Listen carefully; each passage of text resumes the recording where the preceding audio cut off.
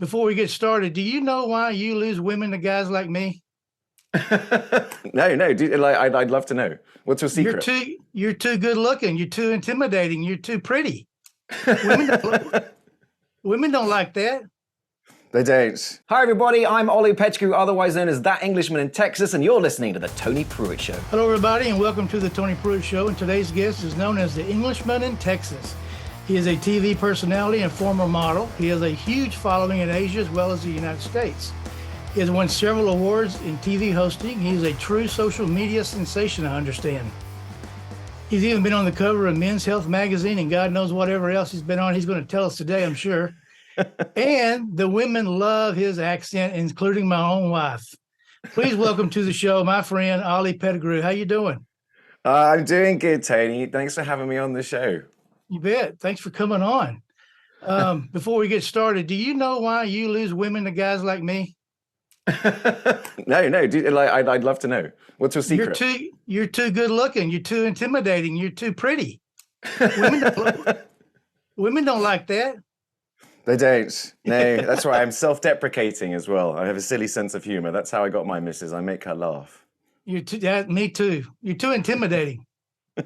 Hey, I was watching some of your YouTube stuff earlier, and I guess you put on some shorts, and you were talking about the best Texas movie, and people were telling you. Yeah. I have one for you. Have you seen the movie Giant? This is one of the top ones that have been recommended to me, actually. Isn't that Rock Hudson? Yes. And yeah, I've so a lot of people have been saying that. Yeah, Elizabeth Taylor and James Dean. James Dean, Rebel Without a Cause. That's right. It's a classic. It's a good one. It's long, but I've been hearing that. The thing is, though, like Texas is such a big state. You know, I was trying to figure out if you could pick one movie that represented Texas, what would it be? And a lot of people were saying Giant, but they also followed it up with, but that just represents one part of Texas or one style of Texas, because there's a lot. Very true. As I'm learning, Texas is a very varied state, and it's huge as well. So you can't just pick one movie. But that's why I asked the question, because it was hard. Oh, I'm sure. Well, that's my vote for you. That's a good. Honestly, I really want to watch that. Lonesome Dove as well. I've been recommended as like a show. Lonesome Dove is good too. Absolutely. So I met you at Stay Classy Waco through Dave and his wife Adrian. That's a cool place, isn't it? Yeah. Actually, I was there last night. That's why I was a little slow getting out of bed this morning. Yeah, I didn't get to go last night. I had a lot of honeydews to do. Yeah. So I'm sorry I wasn't there. So you have literally been all over the world. How did you end up from Hong Kong to Lorena, Texas, without telling me your story? Because I want you to tell me the story a little bit later. But how did you end up in Lorena? It was just kind of the way things worked out. The thing is, really, the simplest answer is it's where my wife's from. So my wife's a local girl, and she's the same one that came traveling around the world with me. And the way things have just kind of ended up is, we have this house here. We've got a nice little bit of land and a sort of slower pace of life for a while. It's nice, isn't it? It is. It's quite addictive, actually. It's nice because some of the places I've lived, it's all go all the time, and it can be quite draining. It's good when you're young and you're, nimble and motivated and don't need too much sleep. But as you get older, it's like, no, maybe I'll just want to chill out a little bit. Absolutely. So where are you from originally? Hong Kong? Yeah, I'm born in Hong Kong, as were my brothers and my sister. I've got a half sister as well. But that was just kind of where my parents were living at the time. They met in Hong Kong. In fact, it's kind of weird because I am Englishman. I'm that Englishman in Texas. But I only lived in the UK for about 12 years. I did 25 years in Asia. And it kind of works that every generation of our family on my father's side has been born in a different country. So like my kids were born in Singapore. I was born in Hong Kong. My father was born in India. My grandfather was born in Persia. My great-grandfather was born in Russia. And it goes all the way back through North America. And apparently I'm a direct descendant of Lewis Morris, who was one of the signers of the Declaration of Independence. Wow, that's cool. Yeah, random facts, but apparently true. So how did you get involved in the entertainment business? Kind of by accident, actually. What came first, modeling or entertainment business? Yeah, I started off modeling. I was on my gap year. So it's pretty common in the UK, honestly quite common in a lot of the world actually, is that when you finish high school, as you guys call it, you take a year off and you go traveling. And because whatever you think you're going to be at the beginning of that year is not what you're going to be by the end of it. You go off, you have all these adventures, you meet all these people, and suddenly, you're like, oh, I think I want to do this with my life, or I want to do that. I think it's a great way of gaining some perspective. So I took my gap year. I had been working in a bar in the UK for a while, and then my parents had already left. They lived in Hong Kong already. They'd left a few years before. So I kind of finished off boarding school. I was living in a little apartment in the countryside in the UK. And I went out to Hong Kong, and it was honestly my mum's fault. I say my mum's fault, but she essentially just bullied me into it. She's like, we're going out today. All right, mum, yeah, okay, cool. And we're wandering around downtown Hong Kong, around Lang Kwai Fong area, and she said, I'll have a meeting for you. And it was at a modeling agency, this place called Signal 8. I don't even think they exist anymore. But we went in, I'm like, oh, okay. And she goes, look, just go in. I approached them, they took a couple of pictures. The very next day was my first casting, where I remember goofing around at it and thinking, well, I didn't get that. Because they were like, everyone's there and all the models are lined up. And I've never done this before, so I'm kind of just watching everybody. And they go, I get up, it's my turn, and they go, pose. And I go, like that, instead of, being cool and stuff like that. So I do that. But I booked the job. And so within 3 days, I was doing my first photo shoot. And I'm like, 18, 19 years old going, wow, I'm getting paid like 50 quid an hour to get my picture taken. So I was getting paid like 10 times what I got paid to work in a pub. So I go, this is way easier. So I kind of started doing that. So I did that on and off during my gap year. I did a few modeling campaigns, and then I even, I was in a movie. I was a bad guy in a movie called Gen Y Cops. And I was Kurt's henchman number 3. So I was just a bad guy in the background. I ended up getting shot by Paul Rudd, though. The guy that plays AntMan was in that movie. So he shot me with a sniper rifle or something like that. But that was a kind of fun way to just go out. And so when I came back from my gap year, I'm like, wow, when I left, I wanted to be a pilot in the RAF. When I came back, I'm like, wow, I think I want to, do TV or get into this kind of stuff. So for the next couple of years while finishing college, I spent 7 months of the year in Hong Kong. And that's when I sort of just kept doing little modeling gigs here and there. And then I went to Singapore for a 2-week vacation. And that was the beginning of the next 12 years of my life, where it all kind of changed from that point on. Well, tell us about that a little bit. So you did the modeling. How did you get be on the cover of the Men's Health magazine? Did that come before the entertainment? That comes a lot later, actually. So to start with, I started with another modeling agency, Phantom, and Singapore was just my market at that time. I think I was 23. I was exactly what they were looking for. I wasn't like, I was actually just a normal dude. I didn't do any of the shirtless stuff. I was not in any sort of like that sort of shape. But I did a lot of commercial modeling, where you're like holding a product or, smiling at the camera instead of like the really high end stuff. But that actually pays pretty well. So I was just hammering away at that. And around this time is when I met my wife. I was at a casting for just, an everyday sort of event. And she came through into this hotel lobby and I'm like, hello. And that was the beginning of a friendship that turned into, of course, a marriage. But the way I got into television was as a model. I was modeling and I started doing some TV commercials. You can find some old TV commercials of mine on YouTube if you know where to look. The Vietnamese commercials and an Axe commercial that I did. I think was my very first commercial. There's the funny commercials where you got the deodorant and I'm walking all over town and I smell so bad that all these models are just flying across the road and being knocked off tables and things like that. Until of course I put on the product and the next time I'm walking by, a girl sticks to the window of the shop she's in and sort of smears it across the window. So I'm like, okay, cool. So I was getting some screen time. And the long story short is a lot of the production companies that were making those commercials ended up sort of getting into making television shows. So as they were trying to cast these TV shows, they were looking for somebody new. And they all remembered this model that just never shut up, which was this guy. And then that was it. And it started until September last year. I worked for 16 straight years in TV. Wow. Never for one day was I not working on at least one project. And it kind of snowballed from that point on. So you enjoyed it? It's a great way to earn money. It's just I love to talk to people. I love to tell stories. And I really do enjoy, putting something together. You walk in, you got to put all the pieces together. How do we tell this story in this amount of time for this particular viewing public, and how do we entertain them? It's kind of a fun puzzle to sort of solve. But at the same time, I was so lucky with the work that I was getting. I got work with Discovery Channel, with HBO, with Food Network. That's incredible.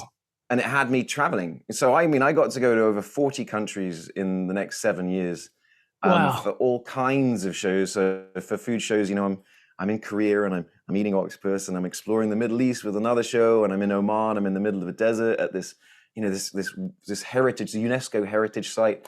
I'm riding an elephant. I'm in a helicopter over Angkor Wat, one of these this great wonders of the world. I'm visiting the pyramids and things like that. I'm like, wow, getting paid for this. This is pretty cool. Way cool. It was good. How was Cash Cab? Cash Cab. That was great. That was a great show to do. It's one it's also the hardest show I think I had to do. Yeah, because I booked that show 2 years before they made it. They said, look, Oli, we've got a show coming, but you're the only one that can do it. I'm like, oh, that's a very nice compliment. But the thing is that I spent a month driving a cab around Singapore. Singapore's okay for driving. Like, drivers can be a bit crazy, but you just follow the speed limit and things like that. But you're doing so many things at the same time. So I've got I've got something in my ear here, right?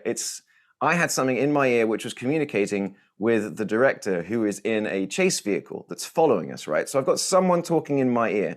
I'm driving the vehicle. I'm following the GPS. I'm keeping track of how much money they've earned on this machine here. I'm controlling the LED lights with my right hand. Whenever they get a right answer or a wrong answer stuff, it goes bing, tick, all that sort of stuff. And at the same time, I'm also asking these people questions, and the questions are being fed into my ear as well. So as someone's speaking, I'm speaking in a 2-second delay to what they're saying to the people that are behind me. Then, on top of all that, I have to host a TV show and make it entertaining. So you're doing just all of these things. You're just like juggling seven balls at the same time. But, I got very good at just being able to, my mouth would just sort of repeat what I was hearing in my ear as far as the questions. I was keeping track of the time. And it became quite a challenge because every time that someone got into the cab, it's a surprise, right? And you just don't know how people are going to react. And some people are so outgoing, it makes it so easy. But then I remember having other passengers who are really quiet, like they don't say anything. But that was kind of the challenge. So it's still finding ways to make it entertaining. So like this person wasn't talking. I was just throwing all these looks to camera. It ended up being a really funny bit in the end. But it's surprising how, some people could be completely quiet and it ended up being great TV just as much as the really outgoing and fun people were. Well, I've seen a lot of your YouTube stuff here the last couple of weeks, and you're hilarious. You're very entertaining. Thanks, man. I like to have fun. I think it's because I'm being authentic. I think that's the key. I tell people in the industry, I said, the key to being good at television is to be authentic, because the viewing public can spot a fake. And so I think the biggest tip I ever gave anybody was don't try and be cool on TV. If you're scared, be scared, right? If you're nervous about doing something, be nervous. Nobody wants, So I've had to do these really scary things at times. I've had to, jump off certain things or go rock climbing without ropes and jump into water with a bunch of jellyfish, or I was like eating this octopus that's still crazy. Wriggling, and you just gosh. Yeah, but people really like watching it because they're sort of they're cringing and they're putting themselves in your position. The last thing you need to do is like, oh yeah, whatever, that was easy. It's like, no, I'm absolutely terrified, but this is what I have to do. I guess I'm doing this today. God. I don't know how you do it. So what's a couple of your favorite? Yeah, I bet the money was good. So what's a couple of your favorite projects that you worked with? I think when I think about it, I think one of my absolute favorites was I did Lonely Planet 6 Degrees. I'd even watched the show before when they had a previous hosts doing it. And for me, it was very different to what else I'd been doing. So we went to Shanghai, Chengdu, and Nanjing. So it was all about China. And the cool thing about 6 Degrees is instead of Oli just going to Shanghai and saying, oh, this is my experience of Shanghai, I meet 6 different people from 6 different walks of life, and they show me their version of the city. So you get all of these different experiences, and it gives you a much more sort of like colorful appreciation of these cities. And so we were sort of going in. I had this Australian crew that I was with. We were kind of small. There's only like 3 of us, really, 3 or 4 of us.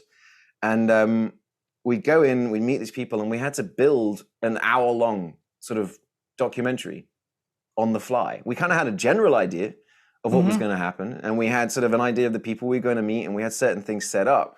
but it's all, again, we're sort of building it as we go. And it was quite a fun collaboration to work with this guy, Nick McInerney. I'm still friends with him on Facebook, actually. But that was a really, really challenging, but very, very fun thing to do. It was like quite long as well. So I remember being away, I think it was my 30th birthday, and I was in Chengdu, and I'd been away for like 2 weeks, and I had another project. As soon as I got back, I had to fly to another country.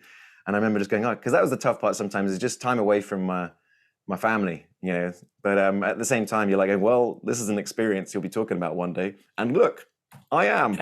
Absolutely. I think another great show I did as well was really fun. It was shows called EPAD on Max, where it was basically YouTube before YouTube existed. It was me sitting on a sofa. I was hired by Cinemax to talk about the movies that were coming up that week. But I was given carte blanche to just have fun and make fun. And so about a year or so into the show, I invited my new best friend, who's like now my best mate. He's from Oklahoma, but he lives in Singapore as well. And I said, hey man, do you want, he lived next to the studio. So I just gave him a call. I go, look, buddy, we're doing this Christmas episode. Do you want to come over and just be Santa Claus for no reason? Just sit on the sofa and be weird. He's like, yeah. And that just grew into, my best mate ended up just hosting the next couple of years. We did like 298 episodes in total. And I think he was on a couple of hundred of them. And wow. he would turn up. He wasn't a television host. He would just sit there and try to mess up the show and try to mess with me. And it was like a 15-minute long show. It was almost entirely improvised. And it used to come on in the middle of like just randomly at like late at night on Cinemax. And that was the show that other hosts were like, I cannot believe you can get away with that. I can't believe they let you say that. And I'm like, yeah. So for me, it was like a little bit of therapy. Just once a week, I'd sit down. We shoot a whole month of shows in one day. So I just shoot for about 6 or 7 hours. And we just, by the end of it, I hurt from laughing so hard. And it was just like, I can't believe I just got paid to do that. But you're getting paid to do that. Hang out with my best mate and make fun of the movies on this particular channel. And they're like, yes, do more of this. Okay, cool. You can't beat that. No, you cannot. That was a cracking show as well. That's my favorite one, just straight up funny memories. When I sit there and think about it, I can't believe I got to do EPAD. I can't believe I got to say that on television in Asia. That's amazing. Got away with murder. So you worked for the Food Network for a while, I understand. Yep. And you tried some hot chili, I understand. Oh, that's when I was on Fun Taiwan. That was Janet Sier's show. And yeah, I tried the Maruga Scorpion. It was How hot was it? 2 million Scovilles. Like, you're kidding me. You did it? It's insane. Oh my goodness. I mean, I just touched it to my tongue and it was like a bolt of electricity.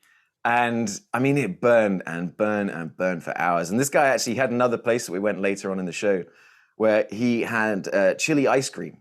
So you could get ice cream on a scale of 1 to 10. So 10 being this insanely hot. And it was an interesting one. I kind of went around the middle. I was having 5. So, you're putting it in and you've got the cold, but then you get the burn, but the cold counteracts the burn. And it was a really, really weird and interesting experience. In fact, that show was a weird and interesting, because I was only supposed to be there for 10 days. And the day before I was supposed to leave the first time, this massive typhoon, like a hurricane, hits Taiwan. And it's just wiping things out. So they called me like the night before. I was supposed to go to the airport at 6 a.m. They said, Oli, don't get on the plane. Just wait. So I had to wait a couple of days. I said, all right, we're going to fix this. Come out. You're going to shoot 5 days. And then you're going to wait a couple of weeks. And then you're going to come back out and we'll do the other 5 days at another time. And we'll just stitch it together in the edit. I'm like, cool. So the first one was delayed by this massive storm. But then I go back out for the second trip. And I was staying at the W Hotel in Taipei, which is a really nice hotel. I was so lucky.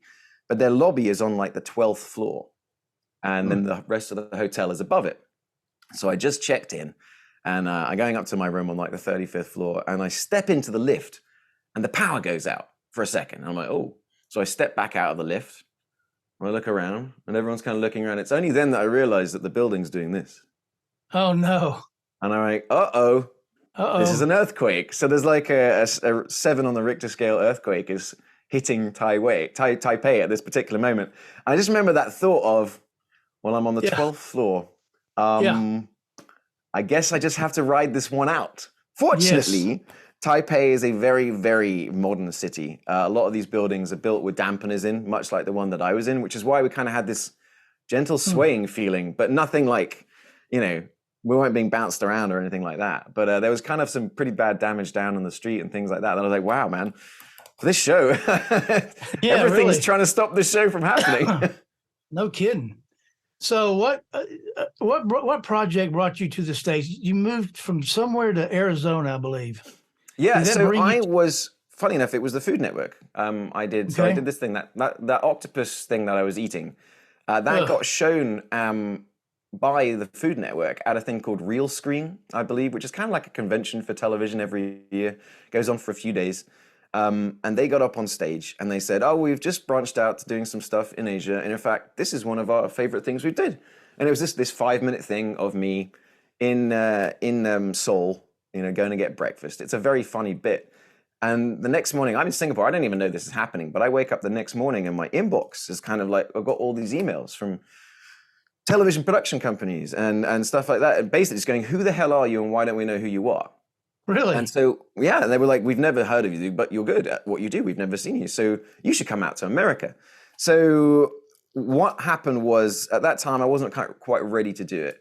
But fast forward a couple of years and I had just an insane run. So I had 5 shows on 4 networks all at the same time. I had 2 on the same network back to back. So I had Cash Cab and Sony Style on AXN. So that was like an Oli Pettigrew hour on Thursdays.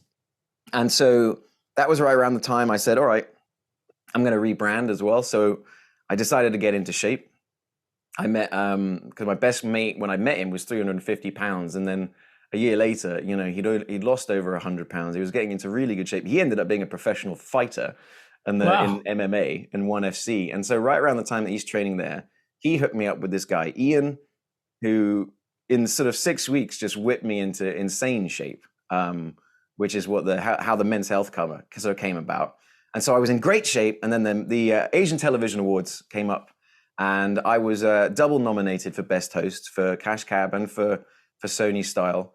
And I won. So I won Best Host. I'm like, wow, this is crazy. And then 2 days later, this person that had been chasing me every 6 months called up and she was like, "Hey, Oli, this is this call from me again, once again, saying, when you coming to America, how's it going?" I go, "It's funny you should say that, actually. Like, I just got this big magazine cover just came out. I just won Best Host." I was like, "I think now's the time to come out." And this person, like, she just worked for a production company. She never got anything out of this. She just believed in me. And she set up a whole bunch of meetings for me. So I came out to LA. That's the key to LA is you can't meet anyone unless you're introduced by someone they know. Mm-hmm. Otherwise, they'd just be meeting people all the time, all these wannabes. And so on that trip, I met my agent, Babette Perry. I signed with her almost immediately. And then when I moved to the States, I still didn't have my green card because it was so hard. Like at this point, so I'd already been waiting 9 months. I'd been married at this point 10 years to an American. I had to go through so many hoops, but I had to then work for another 6, 7 months living in Texas. At that time, I was living with her parents at her parents' house, but I was working in Singapore. So I was flying 33 hours each way, twice a month at least, to do. Jeez. Sometimes I'd fly all the way just for one day and I'd fly back. But I was saving so much money because Singapore is outrageously expensive. But when my green card came in, I was like, great, awesome. Told my agent, great. My first casting was 11 days later. It was over Zoom, or over Skype. It was for a show called Right This Minute. So that was my first casting. And Mm-hmm. and then 2 days later, they were like, "Cool, can you move to Phoenix next week and start on the show?" I'm like, Wow. Oh, yeah, okay, because I just bought this place in Texas. So I lived in this house for about 6 weeks before I had to, on the blink of an eye, move to Phoenix, Arizona. And then I worked on that show for 8 years. So it was the only national show. It was nationally syndicated. It also went out into Canada and stuff like that. It was the only national show that shot in Phoenix. Everyone else either shot in LA or shot in New York. So it was kind of interesting. I was in the industry, but I was also removed from the industry. So, but had its sort of ups and downs. The up being you didn't have to sort of go to all this, play all these games and do all this glad handing and go to all these events and stuff. I could just go to work and then go home.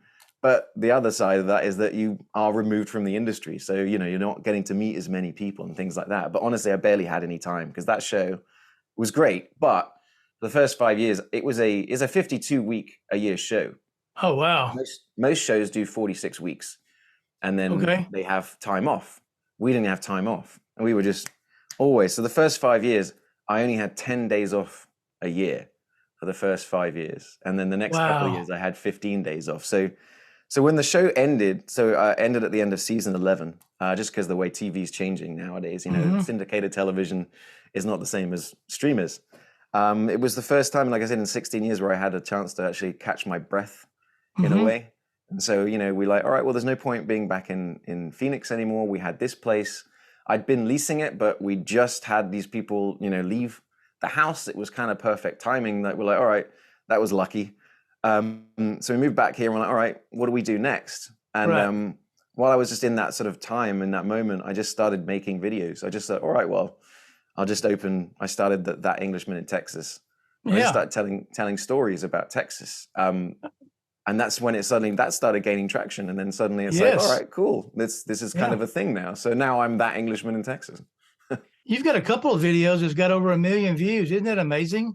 Yeah, no, it's been crazy. I mean, my very first video that got a lot of attention on TikTok was I just made a video about eating kolaches at Slovaceks in I've seen that. I saw that. And it blew up. And I was like, people were just like, oh my goodness, oh, this is the better place. And I like that I like that you kind of get Texas. And so I just started doing more videos. And the motivation behind it was, one, I had nothing to do apart from every day I was working for hours in this house, painting walls and, getting things ready and fixing things. And, I was just thinking about things. And I find that Texas has a reputation. Texas has many reputations. It's legendary around the world as Texas. Everyone's heard of Texas. But people at the same time always get the wrong impression of Texas, because when Texas ends up in the news, it's always for the wrong reasons. True. And, while these may be valid stories, telling an actual thing that's happening, that's not the Texas that I know. And, I found Texas to be an extraordinarily friendly and generous place. So varied, so much going on that I just started telling these stories to show what I felt the real Texas was. And that's where I felt like it really started with connecting with people. Some of that, I'd tell historical stories, or I go down little rabbit holes, or I just joke about things. But it really started connecting, especially with Texans, but even people outside of Texas going, oh, I didn't know that. I didn't understand that about Texas. I learned something today. And I'm like, okay, cool. And so that's just kind of my mission right now, is to kind of go out, meet people, get these really authentically Texan experiences, but then sort of show that to other people. Just go like, don't listen to everything you hear. Come down and experience it for yourself, because I think you'll find it to be quite a different experience. Well, Texans are very proud people. Very, very. Very proud. The easiest way to spot that is when they're overseas. You ask any American from the other 49 states, where are you from? They'll go, America. If you ask a Texan, they'll go, Texas.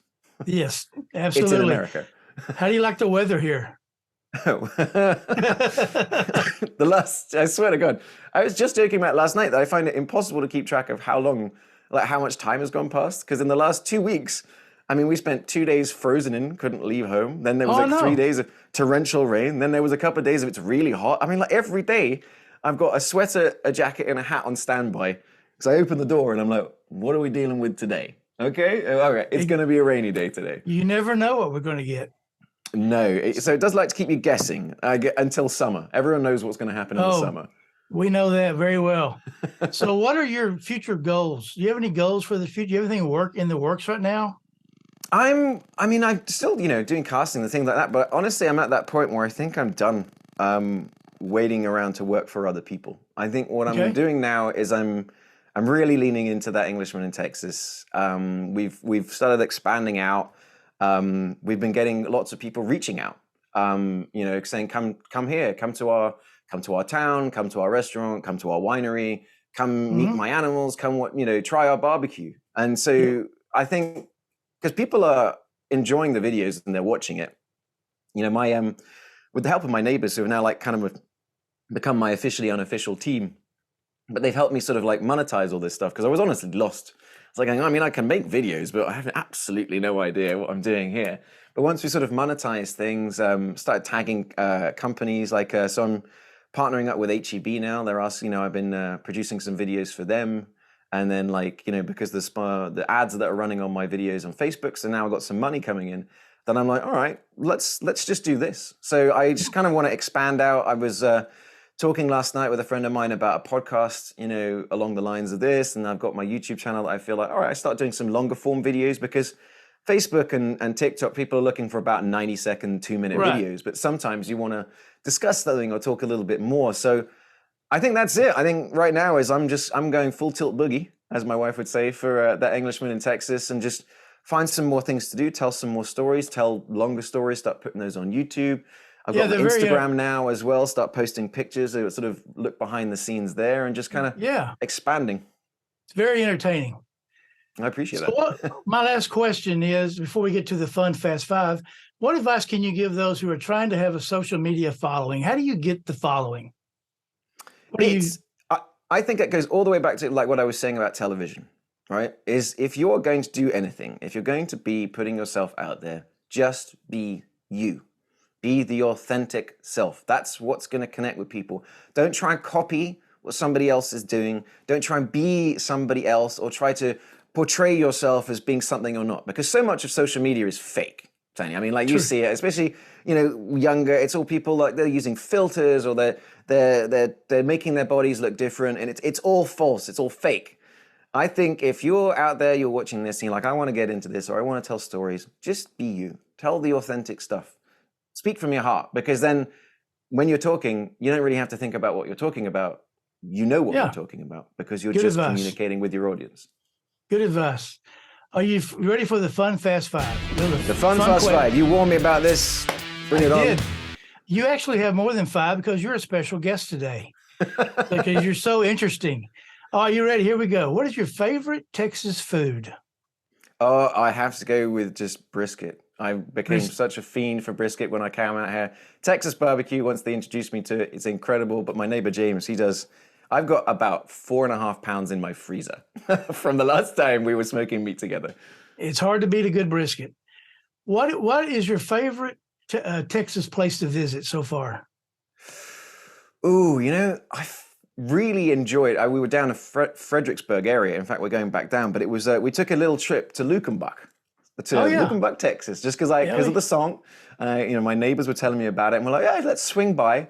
And it was just, I mean, apparently it's like this all the time, but we turn up and it was just beautiful blue skies and the sun was great. It was one of those really good days where it's just the right temperature.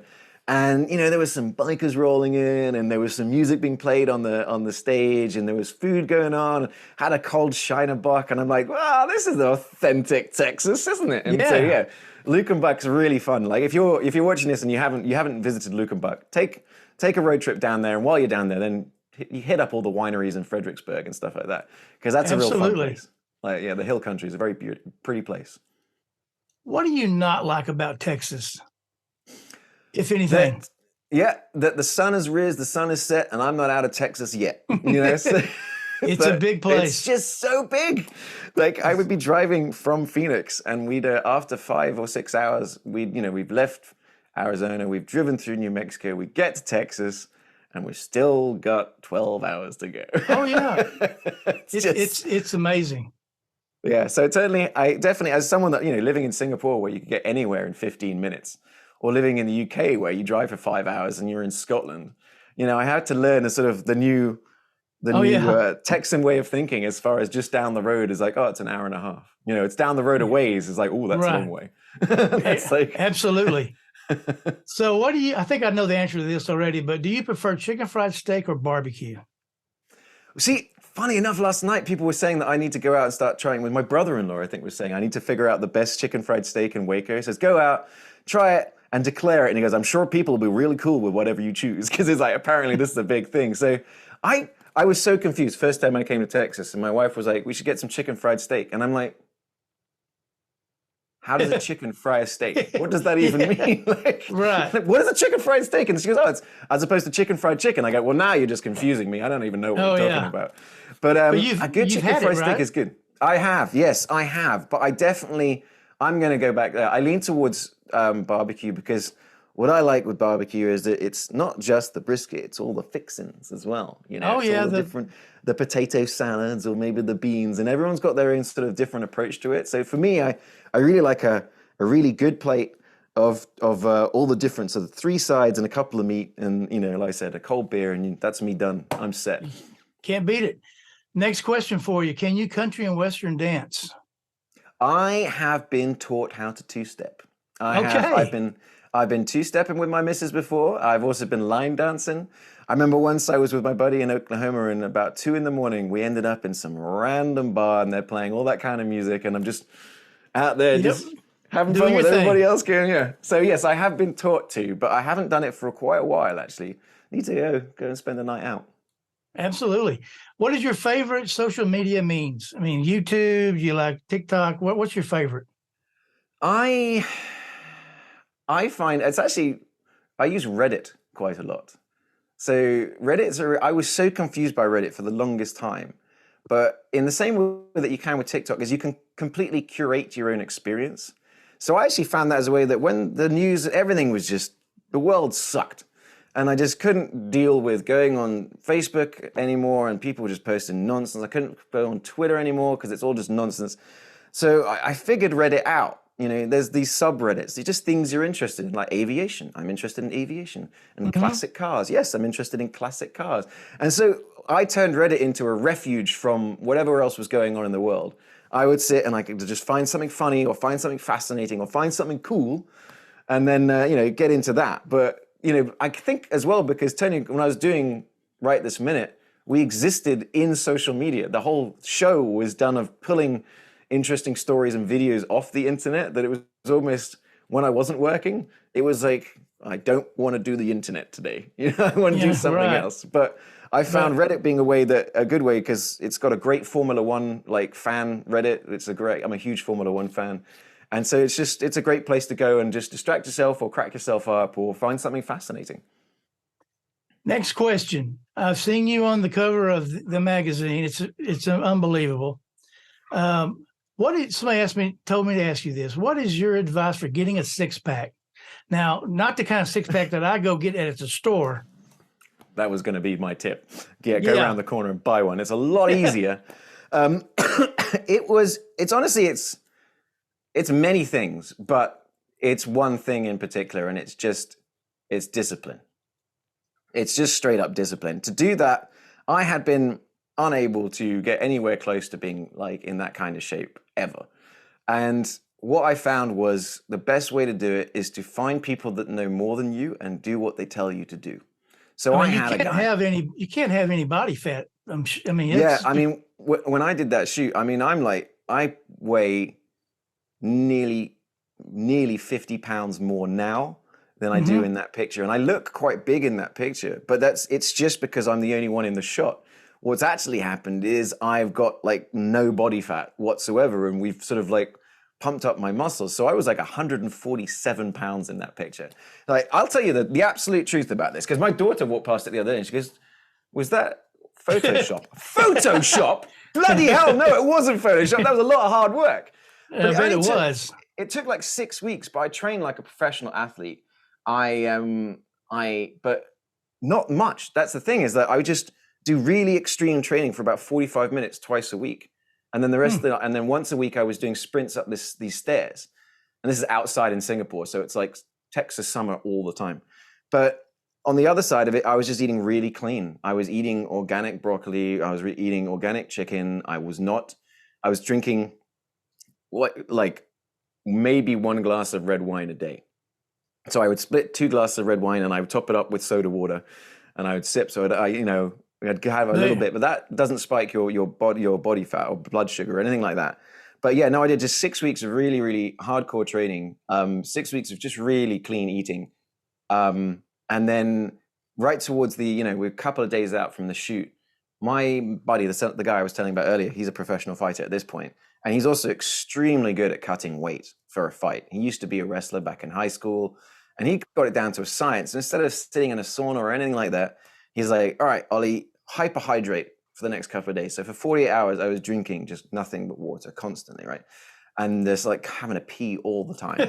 And then about 24 hours, 36 hours before the shoot, he's like, "Okay, what we do now is we cut water, and you only sip water if you get super thirsty. No salt."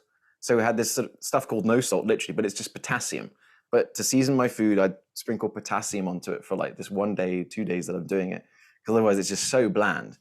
And overnight, so I went to bed the night before the shoot. Overnight, just while sleeping, because I had been hyperhydrated and then done this water cut, I breathed out 6 pounds of just water. while I was Wow. sleeping. So I woke up that morning, and you can see it in the picture, but you can see veins on my forearms, you can see veins like on my chest and stuff. So, you know, Wow. that's the thing that I sort of mention is that, like, yeah, that picture's real. And I did look like that. And That's I was able to unbelievable. stay looking approximately like that for a number of years. I stayed pretty healthy for like 10 years. It's only recently that for the first time I took a month off. I just didn't do any training. I just ate whatever I want for the first time because I realized, man, I was hungry. But Yes, I bet. but yeah, the reason I say this is because so much of modeling and women's magazines and stuff like that, they set an unrealistic body standard. And that magazine shoot is an unrealistic body standard. It's not if you're willing to train like an athlete. That's why athletes look incredible, because they are training all the time and they are eating good food.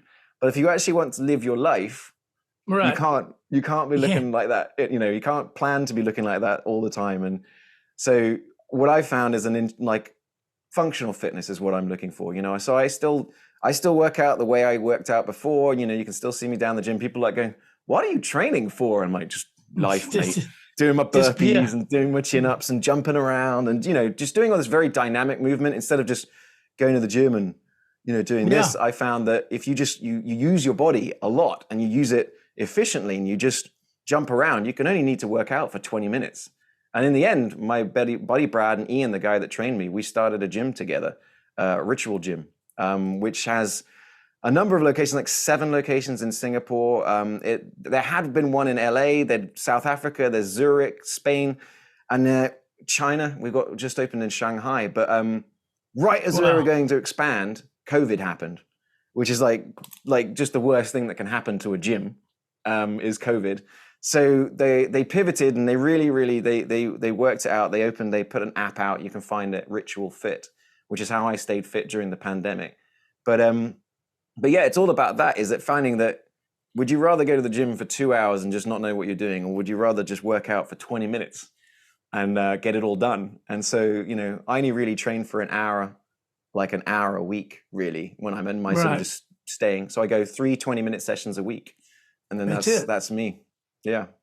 Awesome. Well, we're running a little late here, so I'm gonna pick another question for you. I have a couple more, but what's something that you've heard about Texas that you found was not true? Does anything come to mind?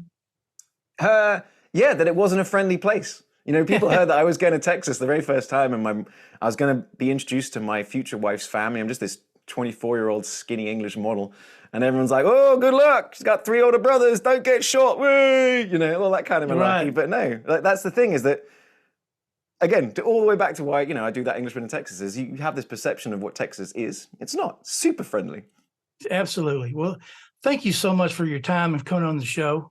My absolute pleasure, Tony. Thanks for inviting me, man. It's been great to talk to you. You're very fun to talk to. You're very interesting, and you're probably the most interesting guest I've had. So I've thoroughly enjoyed it. I appreciate that, Tony. Thank you very much. You bet. No problem. And remember, hit that subscribe button, hit the like button, and stay tuned to our show, The Tony Pruitt Show, for more interviews. Until next time, peace out.